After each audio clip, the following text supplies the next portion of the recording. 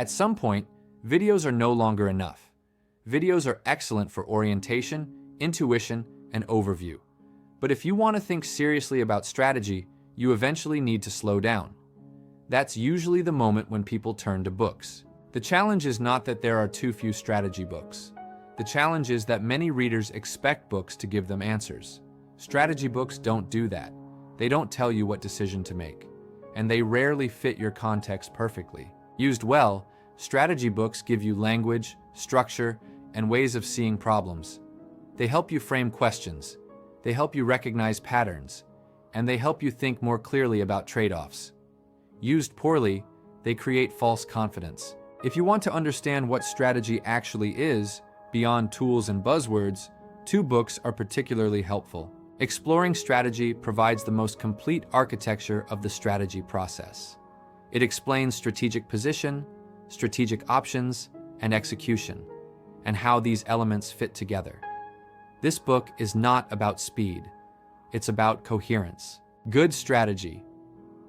Bad strategy complements this by focusing on diagnosis and choice. It explains why many strategies fail, not because of poor execution, but because they never made a real choice in the first place. It's less about frameworks and more about clarity. Once you understand what strategy is, the next challenge is choice. What are the options? And how do they differ? Business model generation helps visualize how a business creates and captures value. It's useful not because it gives answers, but because it forces assumptions to become explicit. The St. Gallen Business Model Navigator takes a different approach. Instead of designing from scratch, it shows recurring patterns, ways companies have chosen to compete again and again. Together, these books expand how you think about strategic options. Even good strategies often fail, not on paper, but in organizations. Two books are particularly helpful here. Playing to Win shows how strategic choices cascade from ambition to execution. It's practical, disciplined, and especially useful for managers. Corporate Strategy focuses on the role of the center. It explains how corporate structures can create or destroy value across businesses.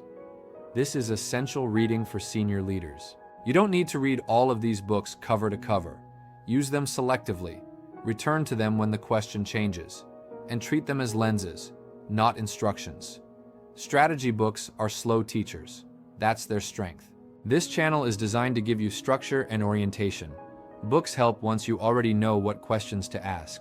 If you want to go deeper into strategy beyond this channel, these books are a good place to start.